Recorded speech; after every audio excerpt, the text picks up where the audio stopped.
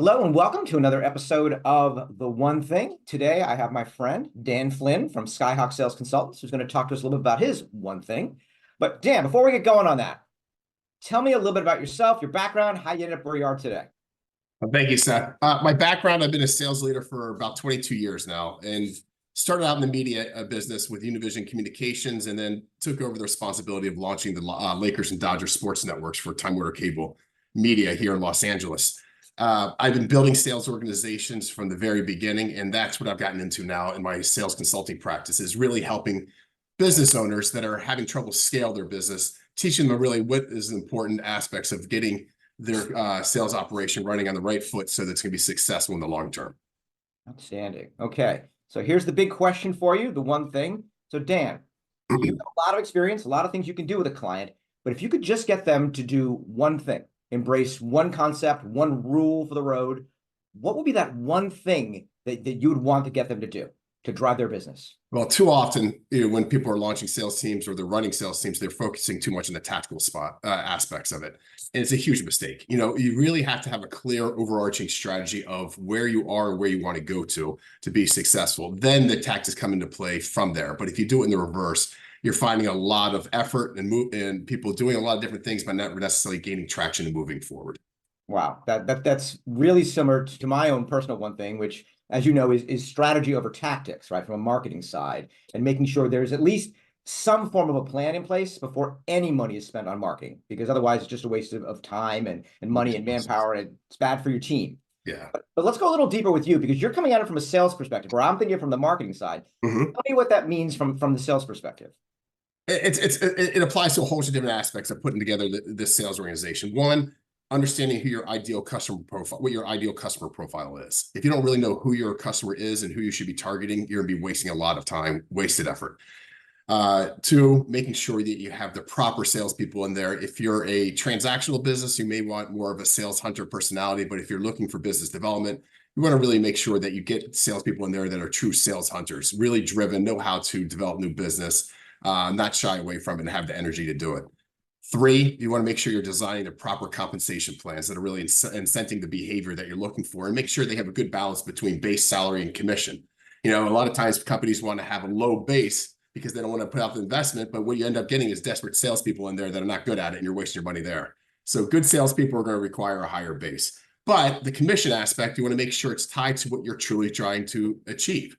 If the same commissions apply to all products, but they may have different margins to them, you may getting your salespeople selling low margin products, and you're kind of scratching your head wondering why you're not getting the bottom line revenue that you're looking for.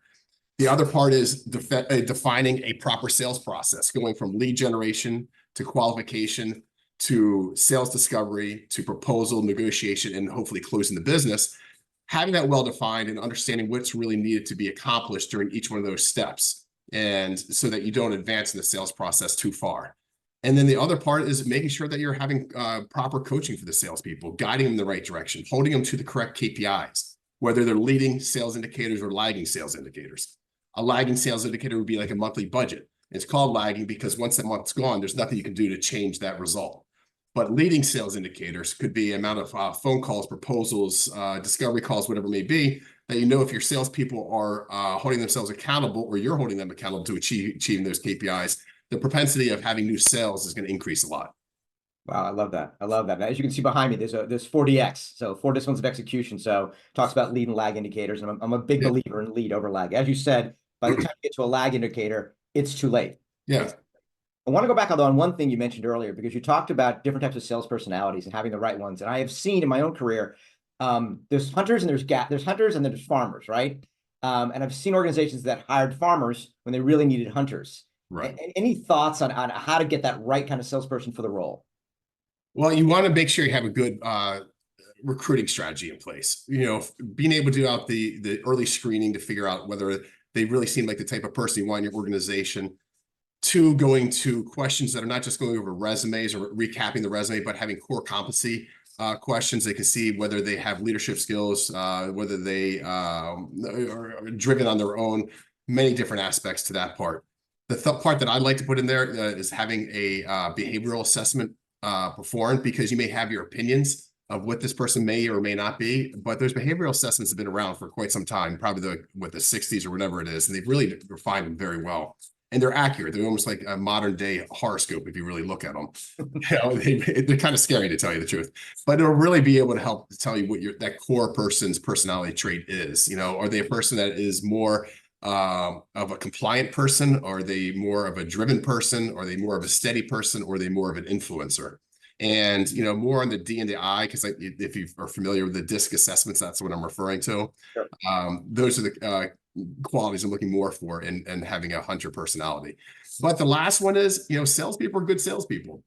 They know how to present themselves. Okay. So what I like to do is take them through a mock discovery call where they're selling I'm the customer, and they're selling me their current product or service that they're selling. So they're not at a disadvantage. They already have knowledge of selling that product or service. So it's not a trick question on stuff.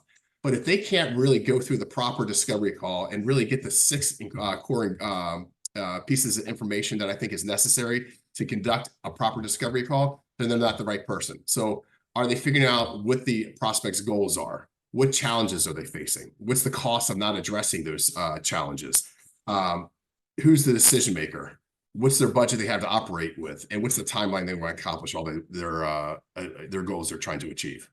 So you get a person that can accomplish those things, you're going to have the right behavioral assessment profile. You're going to be much more successful with getting the right person in the right seat. I love that you're using their current company, and you're not doing the typical "sell me this pen," right? Oh, it's the worst. Yeah. So, but no, but what a great tip for people watching this, to actually have them. So you're having them sell you from their current company, which you may not even be as familiar with the product, but I get it. You're looking for core competencies. It doesn't matter if it's a typewriter or a piece of technology. Well, here's the extra thing about it. If they can't do a good job of selling you what they're currently selling, then they're definitely not going to be able to sell the new product or service that you have. Oh, wow. Great takeaways. Yeah.